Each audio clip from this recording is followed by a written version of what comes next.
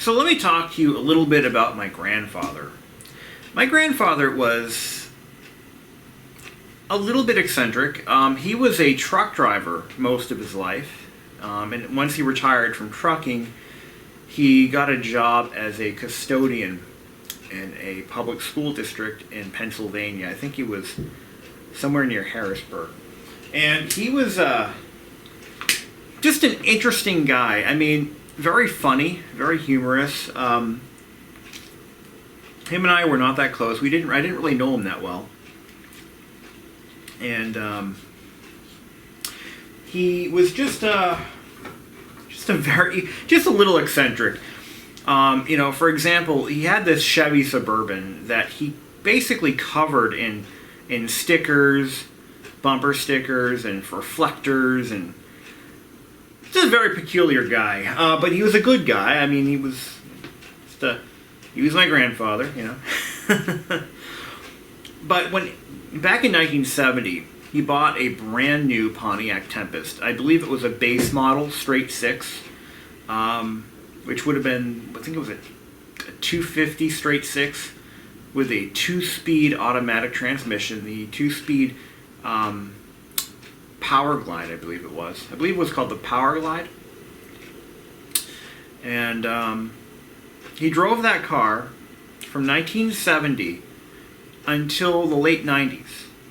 And by the time he retired that car, it had been spray bombed black, flat black. The interior was covered with, as far as I remember, he was using blankets as interior seat covers. The car was beat to hell, and he put over 300,000 miles on it. I believe he blew the first engine. So by the time he got rid of it, I think it was on its second or maybe even third engine. But I believe he drove that car for over 300,000 miles. And in Pennsylvania, that's very easy to do because it's a fairly spread out state, and to go anywhere you have to basically drive a lot. And he called that car his limousine. He's just a different guy, just a different kind of guy. But that was his limousine. That's what he called it. So when I was 5 years old, that's actually when I met him. I met him when I was 5 years old. Long story. But I heard he was driving all the way from Pennsylvania in a limousine. That's what he told me in the phone call I had with him when I was 5. And I'm expecting like this big stretch, limo or something. It was the late 80s, so limousines back then were glorified on television as having built-in pools. And so that's what came to my mind when he said he was coming to visit in a limousine. And here he comes with this beat-to-hell 1970 spray-bombed black Pontiac two-door coupe. And I thought it was cool. I mean, it was cool. Nice car. Anyway.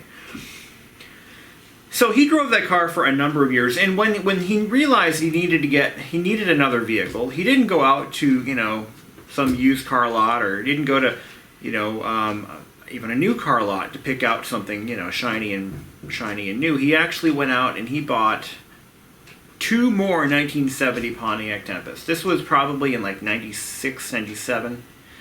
He bought the 2 nicest ones he could find. One of them came from the Poconos. It had 60,000 and change for miles. And it was mint green. He also bought another one, and I don't remember what the original color was, but I do know that the one that was mint green, he brought it over to Mako, and he had them. Yeah, I know, Mako. Yeah.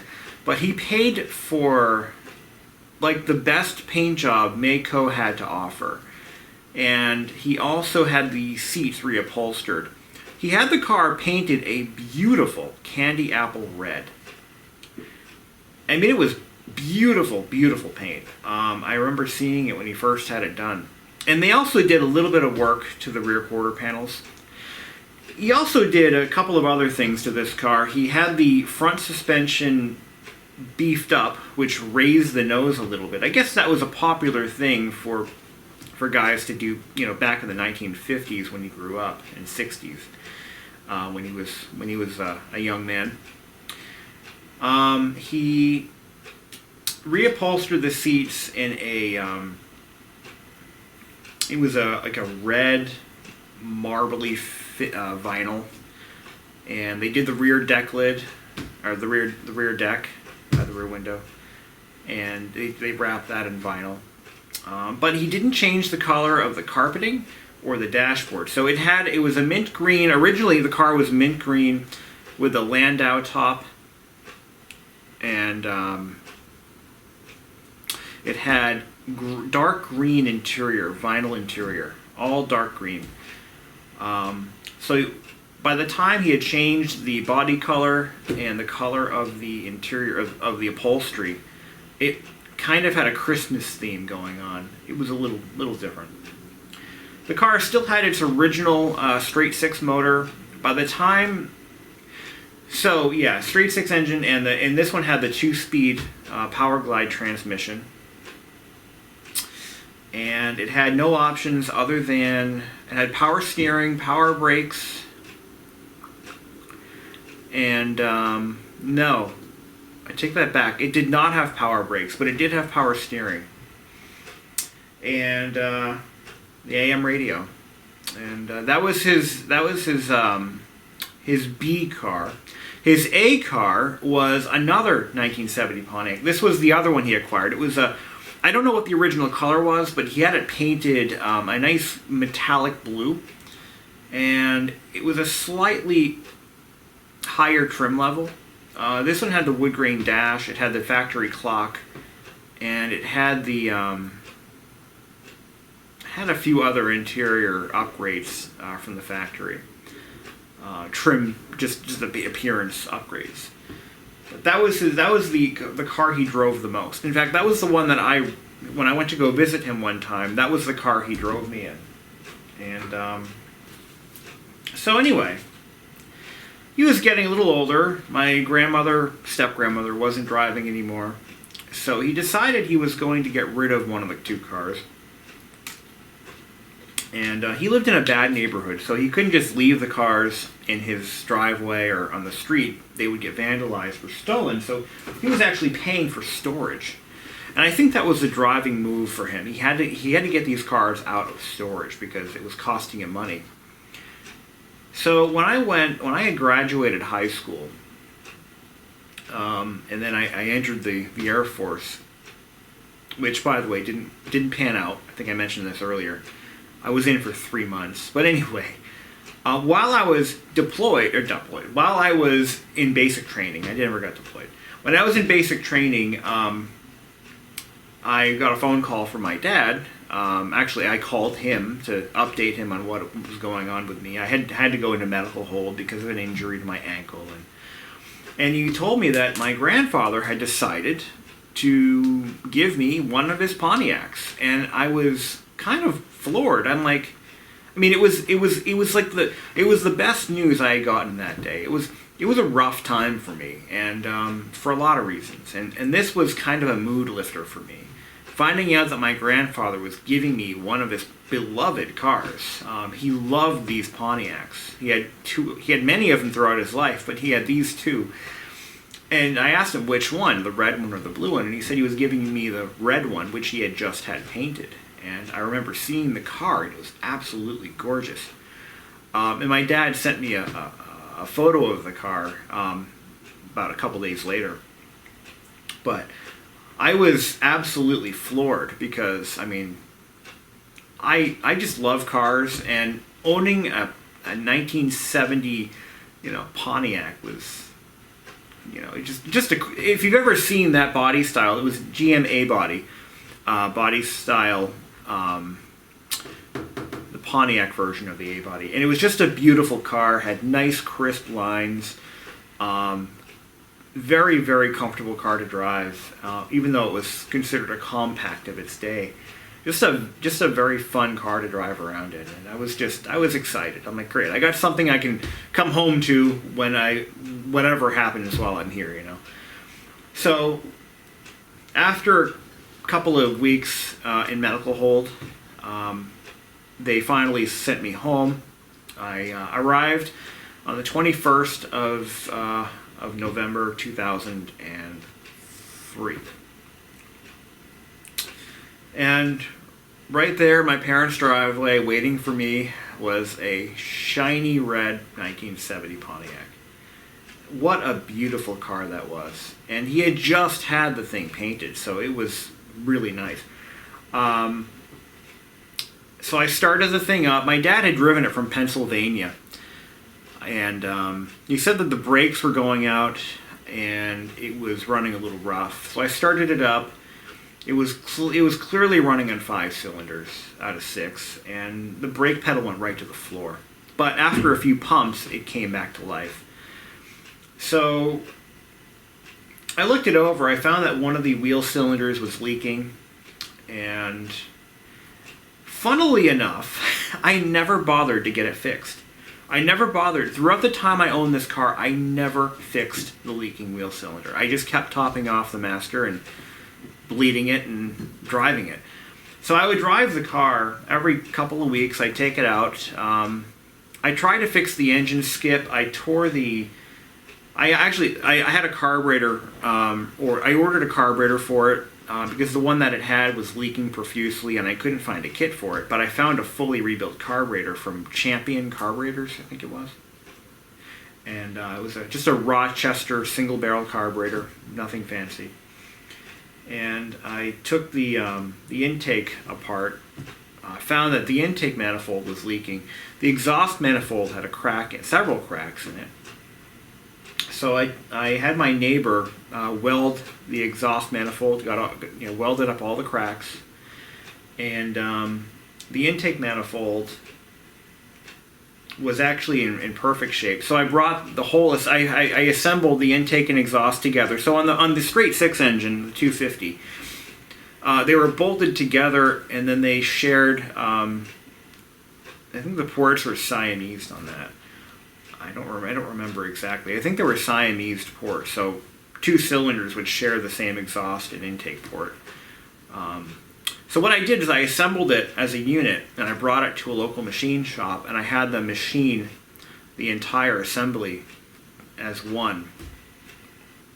And then, and that still didn't take care of the misfiring number 6 cylinder. I did a compression test on it, and it actually the compression test came out fine.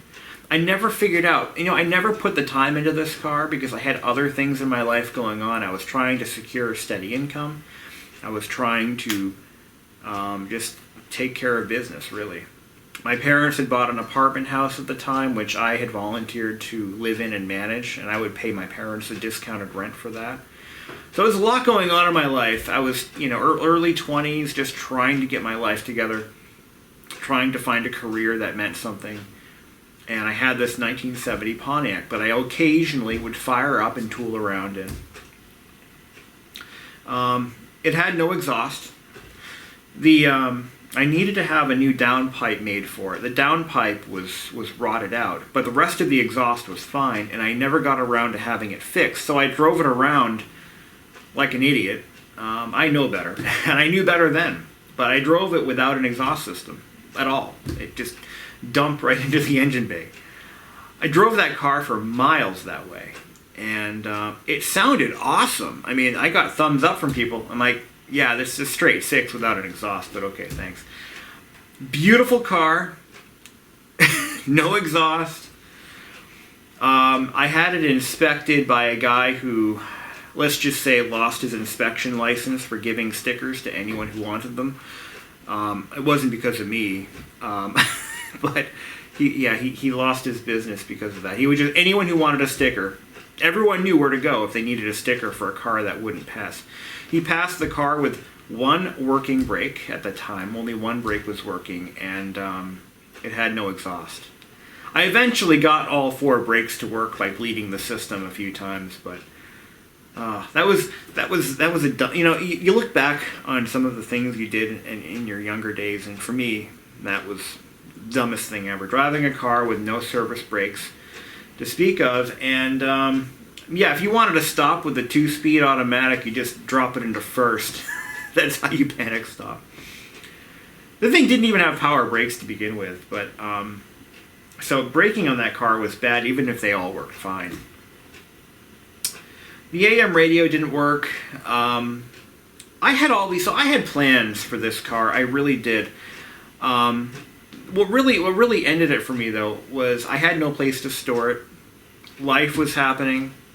At the time I had 2 other vehicles, which we'll talk about in another video. So at this time I had 3 vehicles. All 3 of them were registered, but I could only afford to insure one of them. So what I would do is if I wanted to switch from vehicle A to vehicle B, I'd call my insurance company and I'd say, yeah, I'm switching to this vehicle today. They'd do it all up and charge me $1 for the service charge, and then I was on my way. That's how I did it. That's how you know, 19, 20-year-old me managed to drive all 3 vehicles on a routine basis. I would have to switch my insurance from one to the other as needed. But what happened was this car ended up getting parked on a dirt driveway, and rust was starting to settle in on it. I noticed very quickly that there were panels, and this car had no rust, which is unusual for New England. But because the car came from the Pocono Mountains, I guess it was driven occasionally. I don't really know its full story, but it didn't have any rust really when I got it. But the longer I had it for a total of 2 or 3 years. The longer I had it, the worse it was starting to look. It started to rust out in the trunk area. And I mean, all panels, you can buy these, because the GTO was based on the same body and chassis, you can buy any part you need to restore one of these cars. As a matter of fact, when I ultimately decided to sell the car, a lot of the people that wanted to buy it were looking for a GTO conversion project, and I really didn't want to sell it to them because I didn't want the car to be destroyed in that way. It was born as a base model Tempest, and I felt that it needed to be a base model Tempest for the rest of its life, but that was just my thoughts. So this car, I mean, it was a... What I loved about this car so much, though, is driving it was just...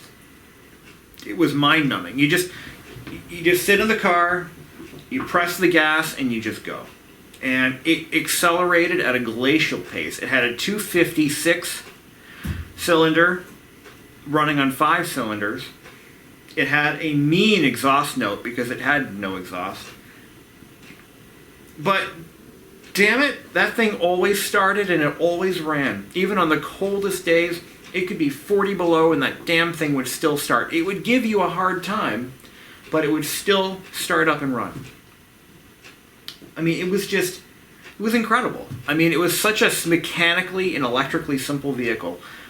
It was totally reliable. But it had quirks, you know, the brakes, they were iffy. Leaky, iffy, just bad brakes. I mean, it was just, I miss that car because I'm at a point in my life now where I can have a project vehicle and work on it. But back then, if I had kept it, it would have gone to hell and it would have rusted. It would have wound up in a scrapyard somewhere. And that's what I didn't want. So I knew that the best thing for the car was to just sell it to somebody who had the resources to fix it up and make something of it. And I'm not sure I regret that, because had I kept the car, I never would have had the time, the money, or the patience to finish it up. And that's what really, really hurts, because it was my grandfather's car, and he loved it. He loved it to death, and he's no longer alive, and I wish I kept it for that reason. But I'll tell you this, when it came time to find a project car or find a vehicle to toy around with, I didn't go looking for another 1970s GM car. I looked for one of these, and I found exactly what I wanted. So let's talk a little bit about how I sold it. So I want to say it was I think I put it up for sale in the springtime of 2004. Or no, it might have been '05 actually. So I did have the car for quite some time. Yeah, it would have been in '05, springtime of '05. I had just moved back to my parents' house, and my dad was starting to get on my case about the number of cars I had. By this point I had only 2 vehicles, but this 1970 Pontiac was just sitting there doing nothing, and I didn't have the money to fix it, so I put it up on. I think I put it on Craigslist. One of the first things I ever sold on Craigslist was that car, and I had it up for about $3,500. And I knew that the body and chassis of this car would have sold it in a heartbeat because it was solid. There was nothing, there were no holes or structural issues. It was actually a solid car. And it ran and drove. Not well, but it ran and drove. So I put the car up for sale, and I got a lot of bites on it, but no serious buyers. Until one guy called me up, and he's all excited, and he's telling me, "Oh yeah, I'm gonna put a 450 quadra barrel." Blah, blah, blah. I'm not a GM car guy. I don't know shit like that. But he was telling me all the stuff he's gonna throw in it. He's gonna jack it up or lift it or raise it or whatever he wanted to. I'm like, at that point, I said, "Listen, sir, I don't mean any disrespect, but I really don't want this car going to someone who's going to chop it up and turn it into a drag car, because it's just, I'm sorry, I can't sell you the car." He was pissed off, and reasonably, but I don't care. It's my car. I can sell it to anyone I want to. But I didn't want it. I don't want to. If you're going to take this car and you're going to tell me all the crap you're going to do to it, and it's going to ruin the car, I don't want to sell it to you. And some of you guys might give me a hard time for that, but you got to understand, I mean, I had an emotional attachment to this car. I just wanted it to go to a good home. I didn't want it to go to a drag strip. I wanted it to go to a good home where it would be appreciated for what it was. The gentleman who ended up buying the car from me, he said he was going to do a few things to it. It's like, I don't want to know. At this point, I just didn't. At this point in time, I just wanted to sell the car. I needed it gone. I didn't care at this point. So I turned down one buyer, and the other 3 or 4 were just tire kickers. This guy calls me up, and what he told me is that he was going to work on it with his son, and they were going to build a car out of it, a nice muscle car. And I admired the fact that he wanted it to be a father and son project, and that's why I sold it to him. And I took a lower price for it for that reason. I turned down a higher offer at one point. I think it was the guy that wanted to turn it into a GTO wannabe. I think that was the one I turned down. He was going to offer me more, but I didn't care. It's an emotional thing. When you're selling a car that you really don't want to sell, you get really weird about it. And that was one of those cases. And it's funny because when I bought this car, the guy who sold me this car, he was a high-end car restoration. He was restoring legitimate, exotic, valuable cars, like antique Ferraris and Bentleys and just, I saw his shop, and he had some serious metal there. He had a vehicle there that was just sold from a celebrity. A celebrity sold it to I won't say who because you'll figure out who it is, but it was a red Dodge Power Wagon that was owned by a very well-known celebrity, and it had just been in the paper for being sold to a local businessman, and it was sitting in his garage right next to this. What he told me when I bought this car is that, because he asked me, so what are you looking for and what do you want to do, and I said, well, I'm looking for a Miata. I'm looking for something that I don't have to restore, but something I can maintain, do some, just age-related maintenance items, and that's about all I'm looking for. I don't want a hot rod. I don't want I'm not looking to put a turbocharger in the damn thing. And he's like, really? I'm like, yes. Like, good, because if you told me you were going to do all those things, I wouldn't have sold you the car. I would have asked you to leave.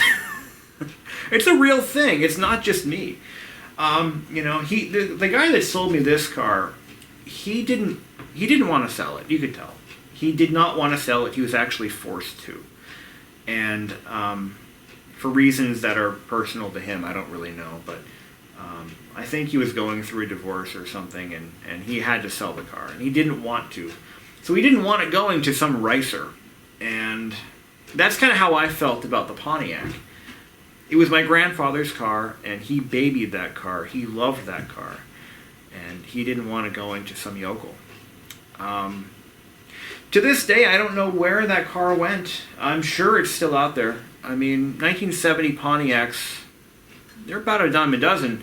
And but the problem is most of them have been converted into GTOs, I think. I think a lot of the Tempests have been converted to GTOs because it's such an easy conversion to do. It's never going to pass as a real GTO, but to the non-discerning buyer, it could, you know. So finding that car again would be quite difficult. I just hope it's still out there and not racked up or sitting in a junkyard somewhere. But that's the story of car number 3. It was basically given to me, and I regrettably sold it. I hope it's still out there. But that's it for now. Thank you for watching.